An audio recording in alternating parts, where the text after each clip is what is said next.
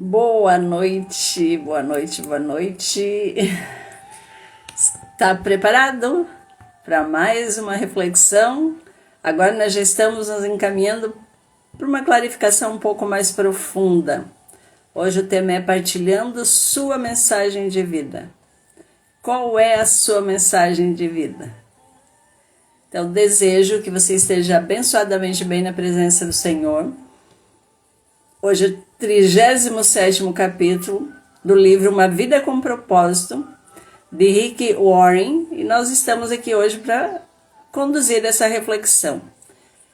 Sou Elione Salete, sou terapeuta da alma feminina e mentora de microempresárias que querem entender o seu propósito, clarificar o seu propósito e com isso poder agir no espaço onde quer de trabalho, vivendo o seu propósito. Aliás, o seu não, o propósito que Deus tem para cada um de nós. Então, bora lá hoje a gente conseguir nos aprofundar um pouco mais. Então, primeiro, gratidão a Deus pela oportunidade de estar aqui, mais um dia, trazendo essas informações, essa reflexão para você que quer, que tem pensado no seu propósito de vida. Então, se você quer realmente entender um pouco mais, fique comigo. E nós vamos então estar compartilhando aqui como partilhar sua mensagem de vida. Então, gratidão pela tua presença, gratidão a Deus pela oportunidade de nos colocar aqui juntos hoje. Lembra que nós começamos ontem o propósito número 5. Então, hoje a gente só vai se aprofundar um pouco mais. Para começar, vamos começar a nossa reflexão, 1 João 5,10, que diz: quem crê no Filho de Deus tem o testemunho de Deus nele. Então, como que você entende isso, né? Lá em 1 Tessalonicenses 1,8 diz assim: sua vida ecoa a palavra do Senhor. As notícias da sua fé em Deus correm soltas. Assim, nem preciso acrescentar nada. A vida de vocês é uma pregação. Então, como que é a sua vida? Por quê? Porque Deus nos deu uma mensagem de vida para compartilhar. E você já sabe qual é essa mensagem? Então, a partir do momento que você se tornou cristão, tornou-se também um mensageiro de Deus. Ele quer falar para o mundo usando você. Paulo disse: falamos a verdade diante de Deus como mensageiros de Deus. 2 Coríntios 2,17. Então vamos pensar, né? De repente você pode estar sentindo que acha, eu não tenho nada para compartilhar. Mas isso apenas é o diabo tentando mantê-lo em silêncio. Já pensou nisso? Porque você possui um tesouro de experiências que Deus deseja usar a fim do quê? De trazer outras pessoas para a família de fé. A Bíblia diz: quem crê no Filho de Deus tem em si mesmo o testemunho de Deus. Então, como entender isso? Como compartilhar isso? Como dar o testemunho de Deus? Eu imagino que essa seja um dos teus questionamentos, que era o meu também, antes de conhecer. Então fica aqui que nós vamos conversar, que na verdade ele está dividido, né? O Rick organizou aqui de uma forma que está dividido em 4 partes. Primeiro é pensar: que testemunho eu tenho para dar? Que testemunho é esse que eu tenho para compartilhar? Então, o testemunho é a história, é a sua história de como você iniciou seu relacionamento com Deus, com Jesus. Qual é a história? O que aconteceu na tua vida para que você iniciasse, tomasse a decisão de se relacionar melhor com Jesus? A segunda parte é as suas lições de vida. Quais são? O que você, as experiências mais importantes, mais contundentes que você viveu e que você sabe que foi Deus te ensinando? Existe terceira parte, são as paixões devocionais. O que é isso? né? São as questões pelas quais você mais se interessa, se interessou, continua se interessando, segundo a sua forma que Deus lhe deu. Então, se você não está aqui comigo, a gente tem um capítulo falando da forma de cada um, que Deus nos fez único e cada um de nós temos uma forma. Então, é com essa forma que também nos relacionamos, né, vivemos como cristão, certo? E a quarta parte é as boas novas, a mensagem de salvação. Quais são as mensagens que você leva, que você já conhece para as pessoas? Então, vamos pensar aqui primeiro. A nossa mensagem de vida, ela inclui o quê? O nosso testemunho. E o testemunho, o que que é? É aquilo que a gente já experimentou e como a gente superou. Resumidamente é isso, né? Ou seja, como Cristo transformou a sua história de vida.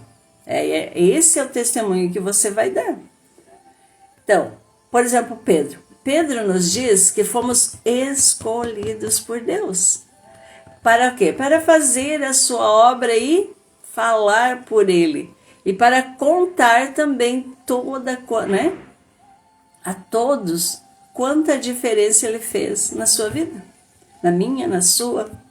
Então, lá em 1 Pedro 2,9 está esse relato de Pedro. Então, por quê? Esta é a essência do testemunho. Simplesmente compartilhar as experiências pessoais no que diz respeito ao Senhor. Então, em um tribunal, por exemplo, não se separa, né, a testemunha da... Deixa eu explicar melhor isso aqui. Para dar um exemplo para você entender. Em um tribunal, não se separa, né, que a testemunha, não se espera, na verdade, não se espera que a testemunha debata o caso. Entendeu? Ela vai lá para testemunhar, para falar o quê? Que ela presenciou, que ela sabe sobre aquele assunto, né? Ela precisa comprovar a verdade ou insistir em determinado veredito. É assim que funciona. Então, esse é o trabalho dos advogados. A testemunha simplesmente conta o que lhe aconteceu e o que viu. E olha o que Jesus disse a esse respeito. Vocês, você que é cristão, que já entendeu, qual é a tua função, qual é o propósito de Deus para a sua vida. Você que já entendeu que você não está aqui aleatoriamente, estamos aqui para viver o propósito que Deus tem para cada um de nós. Então, Jesus disse lá em Atos 1:8, está escrito assim: vocês serão minhas testemunhas. Foi isso que ele disse. Ele não disse, vocês serão meus advogados, não. Ele quer que eu e você contamos a nossa história aos não cristãos, principalmente para esses. Dar testemunho é uma das principais tarefas da sua missão, da minha missão. Neste mundo a gente veio para dar testemunho. Então, como que a gente faz isso? Por quê? É algo único. Você precisa dar testemunho porque o que você vivenciou, a tua experiência é muito diferente de outra pessoa, porque cada uma viveu. Poderia até ter acontecido algo muito parecido, mas é único e cada um vai testemunhar como foi encontrado por Jesus, como superou aquilo com a base de Jesus. Então vamos um pouquinho mais além. E agora, tá, beleza, eu tenho essa história, mas eu não compartilho, o que vai acontecer? Então, se eu deixar de compartilhar, ela poderá perder a importância, ela perderá essa importância. Por quê? Porque nós não podemos, ser um mestre da Bíblia, mas uma autoridade quando se trata da minha vida, da sua vida. Até porque é difícil, argumentar com a experiência pessoal. Na verdade, seu testemunho pessoal é mais eficaz que um sermão, porque os cristãos veem os pastores como verdadeiros, né, vendedores profissionais, mas veem você como um cliente satisfeito. Logo, vão lhe dar mais credibilidade. Seja bem-vinda, minha irmã. Por isso que é importante o nosso testemunho. E é isso que Deus quer de nós. Que a gente vai lá e diz, ó, né, usando essa metáfora, né, do cliente. A partir do momento que eu começo a testemunhar aquilo que eu vivenciei, que eu superei, não eu superei, mas com a ajuda, né, de Deus, as pessoas vão começar a ter fé sobre. Entender como, né, essa metáfora aqui. Que os pastores, né, são considerados vendedores profissionais. E nós não, clientes satisfeitos. Mas vamos lá, vamos entender um pouquinho mais, né? Outra questão. É muito mais fácil eu e você relatar histórias pessoais que explicar princípios. E as pessoas gostam de ouvir as histórias um do outro, porque as histórias captam a atenção e ficam em nossa memória por mais tempo. Os não cristãos provavelmente perderiam interesse se você começasse a citar teólogos, mas têm uma curiosidade natural sobre experiências que nunca tiveram. Histórias compartilhadas criam uma ponte de relacionamento pela qual Jesus pode atravessar do seu coração para o coração das pessoas. Então, outra vantagem do testemunho é o fato de ele contornar, né, as defesas intelectuais. Porque muitos céticos que não aceitam a autoridade da Bíblia escutarão sem resistência uma modesta história pessoal. Foi por isso que em 6 ocasiões distintas, Paulo usou seu testemunho em vez de citar as Escrituras. Como que Paulo fez isso? Leia lá Atos 22, você vai entender um pouco mais. Mas fica aqui comigo para você continuar nesse raciocínio. Porque a Bíblia diz, estejam sempre prontos para responder a qualquer pessoa que pedir que expliquem a esperança que você tem. Porém, faço isso com educação e respeito. Isso está escrito lá em 1 Pedro 3,15. Agora, qual é a melhor forma de eu estar pronto? É escrever o nosso testemunho. Então, memorizar os pontos principais que você pode dividir. Quer escrever? É porque talvez eu não vou lembrar. Então, não importa se você sabe escrever muito bem ou não, você pode escrever. Então, eu te dar dicas aqui, 4 dicas de que forma que você pode escrever para um dia testemunhar, para um dia contar para as pessoas, para não esquecer. Mas também a gente tem a memória. Então, a primeira coisa que a gente faz é como era a minha vida antes de conhecer Jesus. Você pode escrever. Como era a minha vida antes de conhecer Jesus? Beleza.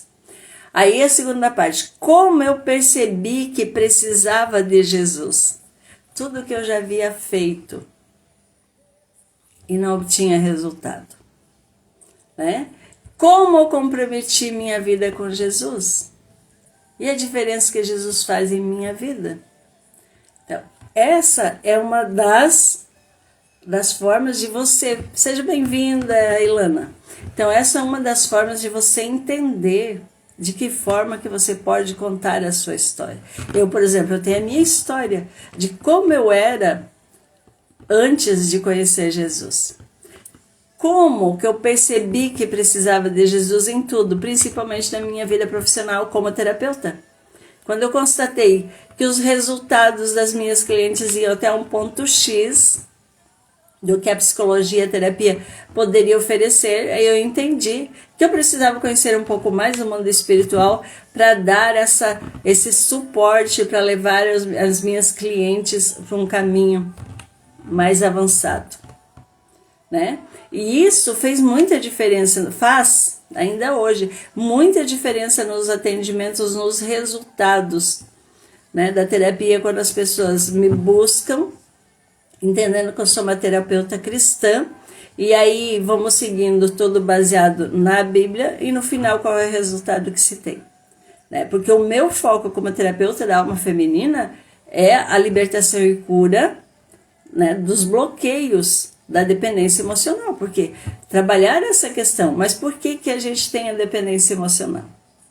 O que tem por trás disso e o que tem além disso? Então, para você entender, né, que a nossa história é muito importante. Então, vamos pensando por aqui. Então, na verdade, assim, claro que você tem outros testemunhos da tua vida, mas a nossa história, que é dar o testemunho além dos relatos da nossa salvação, né, também é importante, também já faz com que as pessoas se interessem e percebam que muitas vezes as pessoas estão perdidas sem saber o que fazer, mas quando você diz, eu também já estive nesse lugar e eu consegui sair assim, dá mais ânimo para as pessoas continuarem buscando ajuda, querendo sair da onde estão, dizendo que sim, é possível. Certo? Outra questão, a nossa mensagem, a minha mensagem, né, a tua mensagem de vida inclui lições de vida que você aprendeu, porque tudo é aprendizado. Toda a experiência, tudo que você viveu até hoje foi para crescimento, para edificação do teu espírito, da tua alma, para você entender um pouco mais da maturidade, seja maturidade espiritual, seja maturidade intelectual, tudo que aconteceu foi para isso. Então, pensando dessa forma, né, essas lições tratam-se o quê? De lições e discernimentos, que, né, nós continuamente vamos aprendendo também sobre Deus, envolvendo os nossos relacionamentos, os nossos problemas, as nossas tentações e até os outros aspectos da nossa vida. Por exemplo, o rei Davi, ele orou, ele disse assim, ó Eterno, ensina-me lições de vida para que eu possa permanecer no curso. E muitas vezes a gente quer fugir das lições da vida. Leia lá Salmo 119 que tu vai entender um pouco mais. Só que, né, a maioria de nós, e eu não sou diferente de você, porque eu já passei por esse processo também, de achar que essas lições eu não ia dar conta. Sozinha a gente não dá mesmo, foi uma das coisas que eu aprendi. Mas com Deus, com Jesus, a gente consegue, com o Espírito Santo, ultrapassar. E tudo entender que nós estamos sendo moldados para isso, né? Então, e o que Deus fez, né, para os israelitas, por exemplo?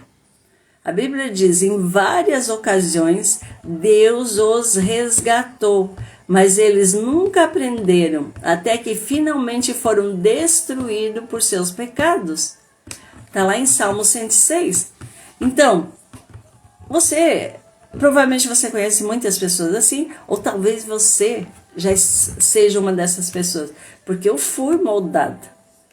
Eu fui moldada por Cristo, eu precisei viver situações que muitas vezes eu pensei que não tinha saída.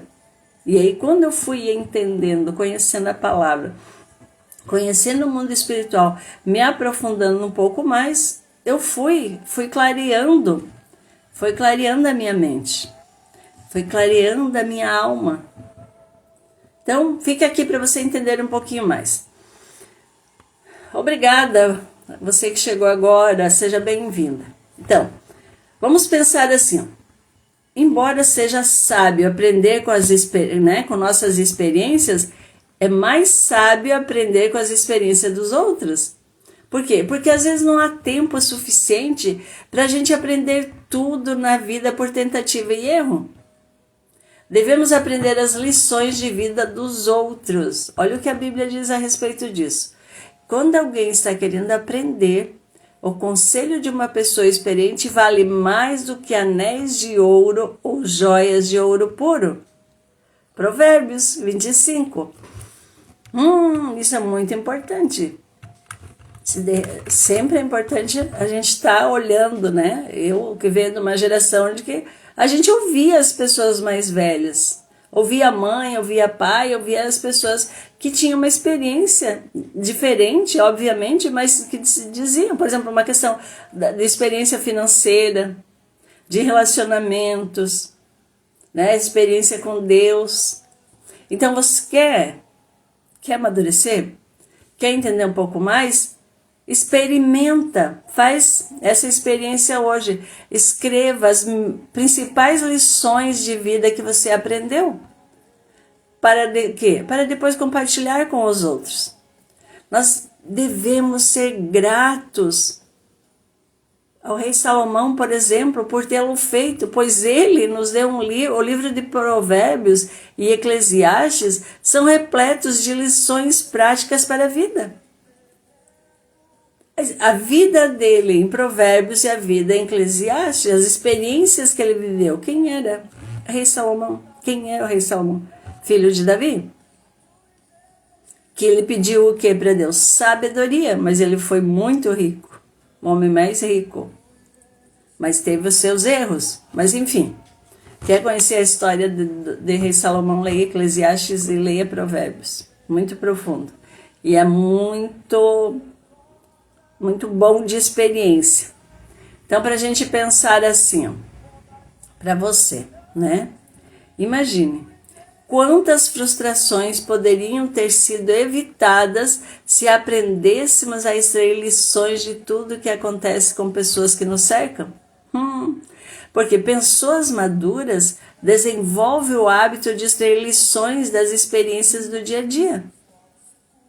Eu insisto, sugiro, faça uma lista das lições aprendidas, né?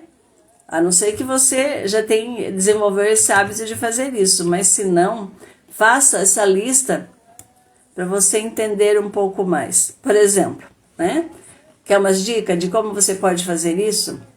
Para você avivar a sua memória, né? É importante você pensar assim, o que Deus me ensinou com o fracasso? Fracasso de quê? Quais fracassos eu já tive na minha vida? Onde foi que eu entendi que eu fracassei? Outra coisa, o que Deus me ensinou com a falta de dinheiro? O que eu já aprendi nos momentos que eu não tinha dinheiro? Outra questão você pode pensar, se você passou por essa experiência. O que foi que Deus me ensinou com a dor, com a tristeza, com a depressão? Ou o que foi que Deus me ensinou durante uma expectativa? Porque muitas vezes as nossas expectativas são frustradas, são frustrantes. Outra coisa, se você já ficou doente, o que Deus me ensinou com a doença? Quando você foi decepcionado com alguém, se decepcionou muito e que tu ainda tem na memória isso. Outra coisa importante, o que é que eu aprendi com minha família, com a minha igreja, com os meus relacionamentos, com o grupo que pertenço e ainda com as pessoas que me criticam.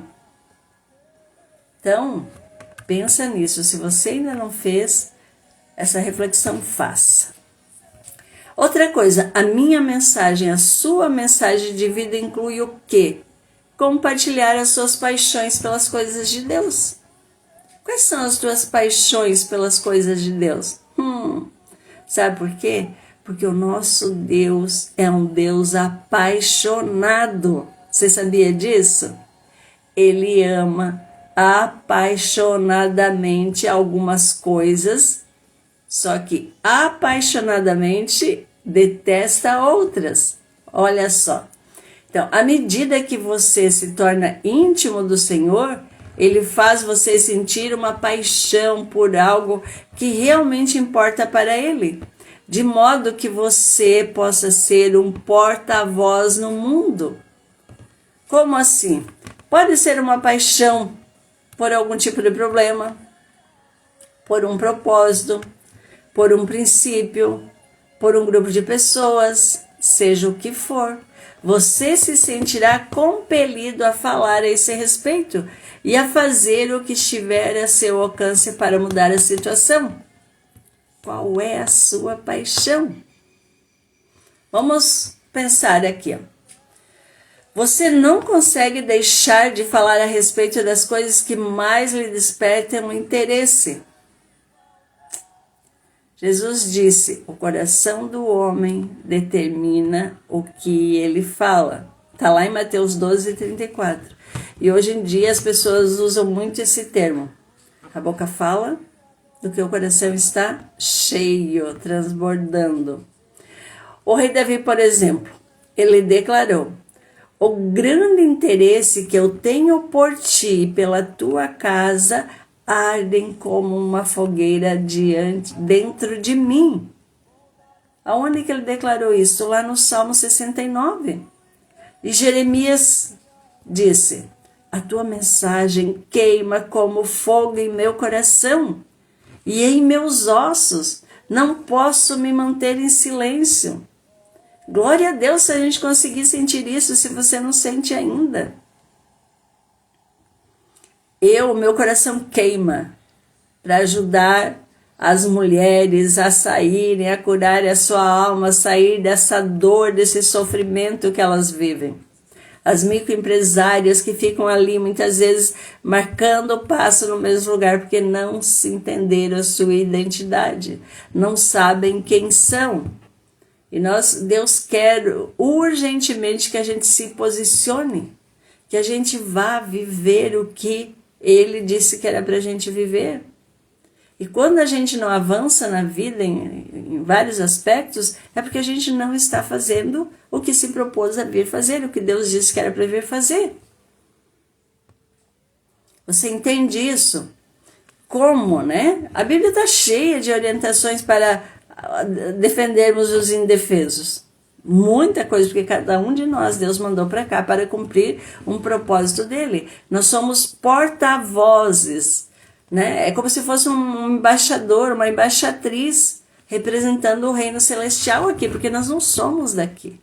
Nós estamos de passagem, estamos aqui só para cumprir o propósito que Deus quer que cumpramos.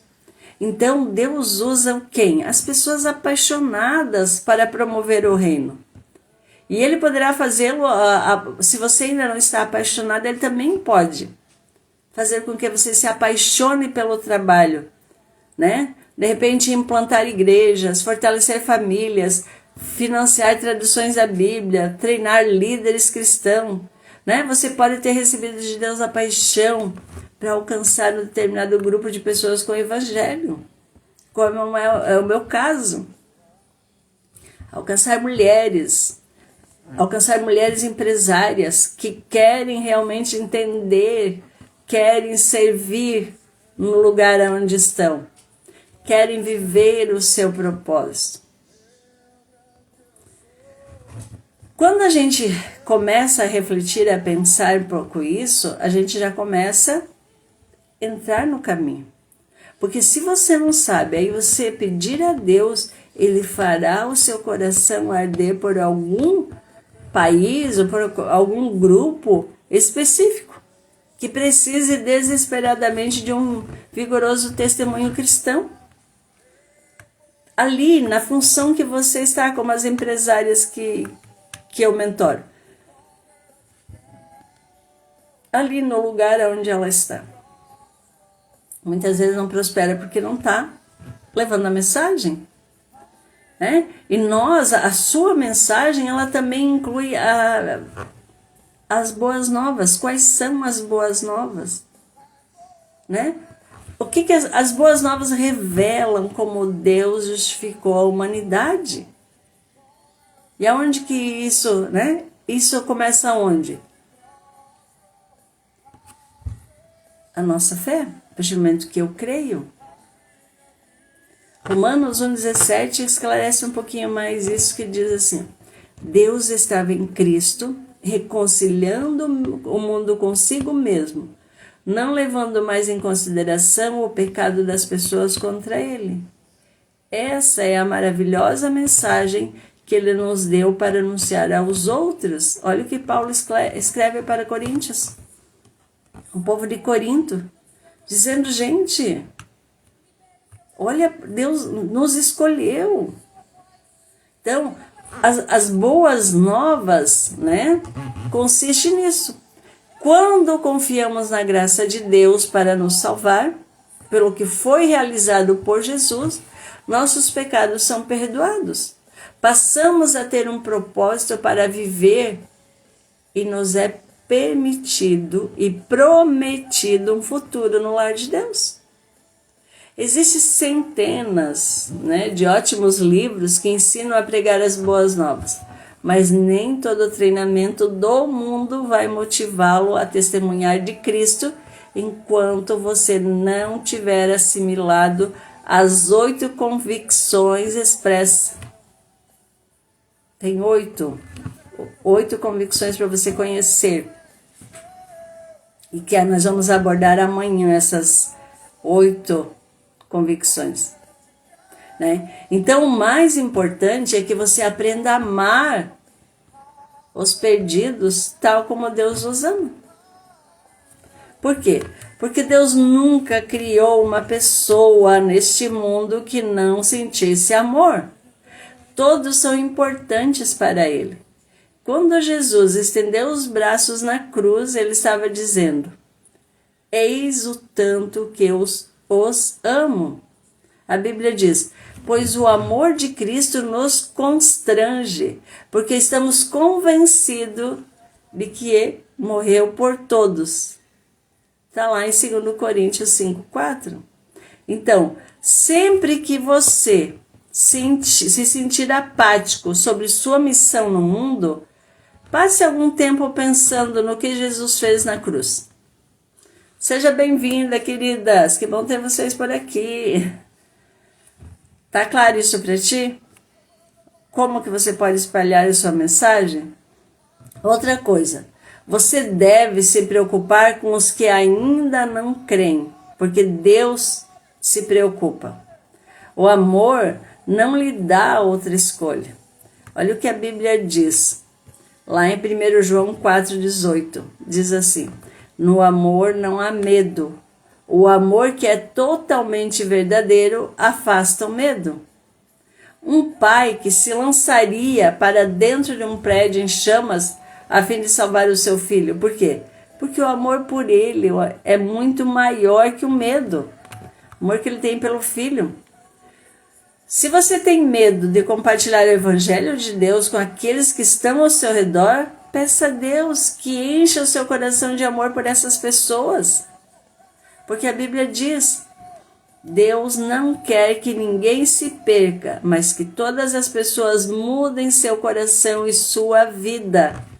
Está lá em 2 Pedro. Sempre que encontrar, né, alguém que não conheça Jesus, você precisa começar a orar por ele, servindo em amor e compartilhando as boas novas. E enquanto existir uma única pessoa em sua comunidade que não faça parte da família de Deus, sua igreja precisa insistir em buscá-lo. A igreja que não quer crescer está dizendo ao mundo: vocês podem ir para o inferno. E quem é a igreja? Somos nós. Somos nós, igreja. Então a pergunta é: o que é que você está disposto a fazer para que as pessoas que você conhece possam ir para o céu? Já parou para pensar nisso? Você pode convidar elas, né, para participar de um grupo que você participa, né, do espaço físico da congregação que tu participa. Você pode contar a sua história, presentear com um livro, levar para jantar, orar por elas diariamente até que sejam salvas. Porque o teu campo missionário está ao seu redor. Então, às vezes não precisa sair de onde você está. E é isso que eu trabalho com as microempresárias. Não precisam sair. É dentro do seu negócio as pessoas que você alcança. São essas que você pode levar a mensagem de Deus, viver o teu propósito. Então, nós não podemos o quê? É perder a oportunidade. Porque a Bíblia diz: aproveitem o máximo das suas oportunidades para contar a boa nova aos outros. Sejam sábios em todos os seus contatos com eles. Está lá em Colossenses 4:5. Então imagina, afinal das contas agora, você acha que você já conseguiu salvar algumas pessoas? Né? Quantas pessoas que vão para o céu por sua causa? Será que alguém no céu pode lhe dizer: eu gostaria de agradecer a fulana, estou aqui porque ela se importou o suficiente para falar do evangelho? Imagine que alegria de encontrar no céu pessoas que você ajudou a chegar lá. Então, a salvação eterna, ela é única. É uma única alma a mais. E é mais importante que tudo mais que você possa conseguir na vida, se você conseguiu salvar uma alma. Então, somente pessoas vão viver para sempre. Tá fazendo sentido isso para você? Eu espero que sim. E como eu disse, agora nós entramos desde ontem no propósito número 5, que Deus tem para a sua vida e para a minha vida. Ele nos fez para quê? Para que fôssemos membros de sua família, exemplos de seu caráter, exaltadores da sua glória, ministro de sua graça e mensageiro do evangelho. Esses são alguns dos 5 principais propósitos de Deus para a nossa vida. Então, de que forma você conseguiu entender a mensagem de hoje? De que forma que você está levando a sua mensagem? Tá entendendo? Então vamos refletir um pouquinho mais, né? Vamos entender. Quando você começa a pensar sobre o seu propósito de vida. Então, entendendo que Deus quer dizer algo ao mundo por seu intermédio. E não é, muitas vezes, algumas pessoas sim, mas é ali no lugar onde você está, dentro da tua casa, dentro do teu ambiente de trabalho. É ali. Não precisa sair pelo mundo. Tem pessoas que vão fazer isso, mas você não precisa. Você pode fazer aonde você está. Então, só memorize. Registre aí para você ler um pouquinho com mais tranquilidade 1 Pedro 3,15, que diz: estejam sempre prontos para responder a qualquer pessoa que pedir que expliquem a esperança que vocês têm. Porém, façam isso com educação e respeito. Por que é que você tem esperança? Qual é a tua história em Cristo? Quem era você antes de conhecer? Antes de se tornar cristão e começar a viver como cristão? Então, pensa hoje, você olhando para a sua história pessoal, com quem Deus gostaria que você compartilhasse a sua história? Eu, quando entendi isso, além das terapias, né, das pessoas que eu atendo na terapia, da mentoria, eu decidi, conhecendo esse livro, vir para cá e fazer 40, né, são 42 capítulos. Está aqui compartilhando contigo, que você quer entender, pensar sobre o seu propósito de vida. Se você quer ampliar a sua consciência nesse sentido e começar a viver o seu propósito. Então, primeiro eu quero agradecer a Deus pela oportunidade de estar aqui com você, pela presença do Pai, do Filho e do Espírito Santo aqui me conduzindo. E eu, como a palavra diz, é o Espírito Santo que nos convence. Então, a semente foi lançada. E eu desejo que seja numa terra boa, que ela consiga germinar e que você queira, sim, se livrar dos teus bloqueios emocionais e chegar a um ponto de querer a sua libertação e cura da dependência emocional para poder viver plenamente, conhecendo quem é você, qual é a sua verdadeira identidade e conhecendo o seu propósito, o propósito pelo qual Deus te trouxe para esse planeta. Gratidão enorme pela tua presença aqui, um beijo no teu coração, que fique na presença de Deus e amanhã a gente tem mais um capítulo. Se você tiver interesse, fica comigo. Amanhã a gente fará essa live pela manhã, certo? Então, se você puder e quiser, tiver interesse, se não puder estar ao vivo, pelo menos quiser entender um pouco mais, assista. Fique na presença do Senhor. Beijo, beijo, beijo.